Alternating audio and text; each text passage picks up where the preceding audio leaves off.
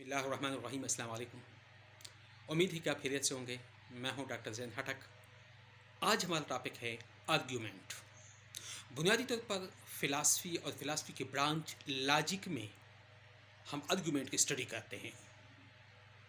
बुनियादी तौर पर जब भी हम कोई नई चीज़ देखते हैं, चाहे वो सोशल फिनामिना हो, चाहे पॉलिटिकल फिनामिना हो, चाहे वो कोई नेचुरल फिनामिना हो, तो हम उसके बारे में रीजनिंग शुरू करते हैं, उसके बारे में सोचना शुरू करते हैं, उसके बारे में हम क्लेम शुरू करते हैं।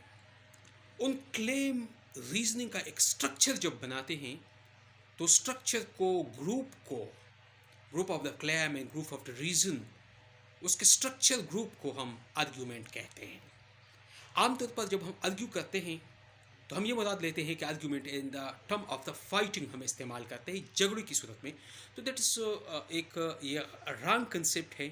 Basically argument is the reasoning, basically argument is claim, it is the structure of claims about something, about some phenomena.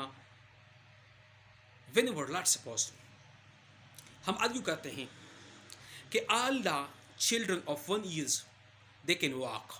1 साल के जितने भी बच्चे हैं वॉक कर सकते हैं। अब एरहा इज 1 year, अब एरहा 1 साल की है, तो सो एरहा विल आल्सो वॉक, तो भी वॉकिंग करेगी। चूंकि हमने इसमें 3 मुख्तलिफ रीज़न पेश की, 3 मुख्तलिफ क्लेम की। एक क्लेम ये की कि ऑल द बॉयज़ जो 1 साल के लड़के या लड़की हो उनकी वॉकिंग पॉसिबल है, दे कैन वॉक, तो ये एक क्लेम हो गया। सेकंड क्लेम हमने ये किया कि एरहा 1 साल की है। थर्ड क्लेम हमने ये किया कि एरहा भी चल सकती है, वॉकिंग कर सकती है। तो दैट्स ये स्ट्रक्चर जो बन गया, जो हमने ऑर्गेनाइज की, जो हमने एक स्ट्रक्चर दी मुख्तलिफ क्लेम्स को, रीजंस को, तो इस स्ट्रक्चर को हम आर्ग्यूमेंट कहते हैं। बुनियादी तौर पर आर्ग्यूमेंट के 2 टाइप्स हैं, डिडक्टिव आर्ग्यूमेंट और इंडक्टिव आर्ग्यूमेंट। डिडक्टिव आर्ग्यूमेंट को डिडक्टिव रीजनिंग भी कहते हैं और इंडक्टिव आर्ग्यूमेंट को इंडक्टिव रीजनिंग भी कहते हैं। डिडक्टिव में हम जाते हैं फ्रॉम द जनरल स्टेटमेंट से टुवर्ड अ पर्टिकुलर और स्पेसिफिक रीजन की तरफ जाते हैं। मिसाल के तौर पर हम कहते हैं कि all the boy of 1 year can walk, तो एरहा is a 1 year girl, so she can walk. अब ये हमने एक जनरल स्टेटमेंट, एक जनरल रियलिटी से हम एक पर्टिकुलर रियलिटी पे गए, तो इस रीजनिंग को हम डिडक्टिव रीजनिंग कहते हैं। सिमिलरली हम कहते हैं कि ऑल मेन जो है दे आर मॉर्टल, उन्होंने फाना होना है। Ali is a man, so Ali is also मॉर्टल। यहाँ भी हमने जो क्लेम की अबाउट द ऑल मैन के हवाले से की, सेकंड क्लेम अली के हवाले से की, थर्ड क्लेम हमने ये की कि अली इज आल्सो मॉर्टल। हमने एक जनरल जो क्लेम है मोर्टेलिटी के हवाले से, उसको हमने उस मोर्टेलिटी के जनरल क्लेम को हमने अप्लाई किया और अली एक पर्टिकुलर पर्सन, एक पर्टिकुलर केस के ऊपर, तो सच रीजनिंग को हम डिडक्टिव रीजनिंग कहते हैं। और इस तरह आर्ग्यूमेंट जो बनाते हैं उसको डिडक्टिव आर्ग्यूमेंट कहते हैं। बुनियादी तौर पर रीजनिंग और आर्ग्यूमेंट सेम थिंग है, सेम चीज़ है। फिर इंडक्टिव है, इंडक्टिव है जिसको हम इंड्यूस्ड कहते हैं, जब हम पर्टिकुलर केसेस से जाके एक जनरल स्टेटमेंट, एक जनरल क्लेम, एक जनरल थ्योरी को डेवलप करते हैं। मिसाल के तौर पर हम कहते हैं कि Ali is a member of sale team का मेंबर है और उन्होंने अपने एक टारगेट को अचीव किया। फिर हम कहते हैं नवीद सेल मेंबर का, सेल टीम का मेंबर है, he also achieve the target.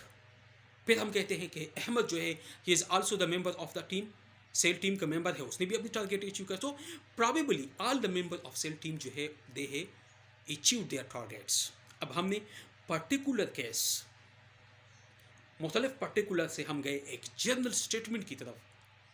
इस तरह की जो स्ट्रक्चर हम बनाते हैं, इस तरह की जो हम एक आर्ग्यूमेंट का स्ट्रक्चर बनाते हैं, रीजनिंग का एक स्ट्रक्चर बनाते हैं, एक क्लेम बनाते हैं, तो इस क्लेम को, इस आर्ग्यूमेंट को इंडक्टिव आर्ग्यूमेंट कहते हैं। डिडक्टिव में प्रोबेबिलिटी कंप्लीट होती है, इसमें प्रोबेबिलिटी इंक्रीज या डिक्रीज कर सकते हैं। डिडक्टिव आर्ग्यूमेंट में either they can be valid और इनवैलिड। डिडक्टिव आर्ग्यूमेंट को हम चेक कर सकते हैं, उनकी वैलिडिटी आइदर या वैलिड होगा या इनवैलिड होगा, जबकि इंडक्टिव को हम उनकी वैलिड या इनवैलिडिटी नहीं चेक कर सकते हैं, हम सिर्फ उनकी प्रोबेबिलिटी को चेक कर सकते हैं। अगर फॉर एग्जांपल 3 की मैंने मिसाल ली, 4 की मिसाल लो, 5 की डाल लो, तो जितनी नंबर ऑफ पर्टिकुलर केस की नंबर बढ़ेगी, तो प्रोबेबिलिटी विल आल्सो इंक्रीज। और जितनी प्रोबेबिलिटी बढ़ती जाएगी तो आपका जो आर्ग्यूमेंट होगा इंडक्टिव, उनकी प्रोबेबिलिटी में इंक्रीज हो जाएगी। The argument will be more certainty आएगी।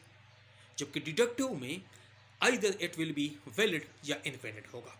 सो बेसिकली जब हम आर्ग्यूमेंट की बात करते हैं तो argument is a home, argument is a room, एक कमरा है। जिस तरह कमरे के लिए सपोर्ट चाहिए, दीवारें हो, दीवारों के बगैर आप एक कमरे को नहीं बना सकते हैं।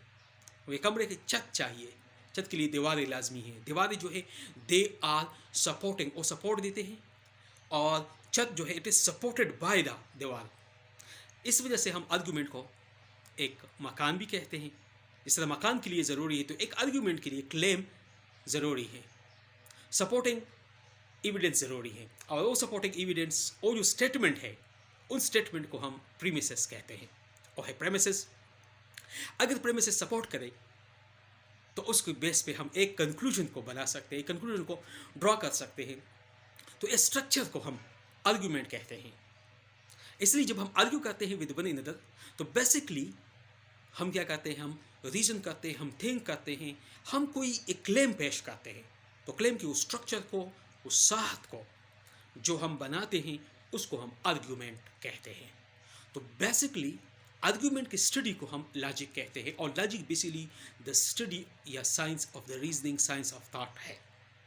तो व्हेनेवर जब हम बात करते हैं फिलॉसफी के अंदर तो लॉजिक इज़ द ब्रांच, और उस ब्रांच के अंदर जो हम आर्ग्यूमेंट को स्टडी करते हैं, हम आर्ग्यूमेंट की जजमेंट करते हैं, हम आर्ग्यूमेंट की एनालिसिस करते हैं, हम आर्ग्यूमेंट के बारे में ब्रेक डाउन करते हैं, हम आर्ग्यूमेंट को एनालिसिस करते हैं, हम आर्ग्यूमेंट को स्ट्रांग या वीक बनाने की कोशिश करते हैं, हम आर्ग्यूमेंट को चेक करने की कोशिश करते हैं कि इधर आर्ग्यूमेंट इज़ वैलिड और इनवैलिड। इसलिए स्टडी को, आर्गुमेंटेशन के स्टडी को, एज डिबेट को हम लॉजिक कहते हैं। उम्मीद है ये लेक्चर आपको पसंद आई होगी। इफ़ यू आर इंटरेस्टेड तो kindly subscribe the channel. Thank you. अल्लाह हाफिज़।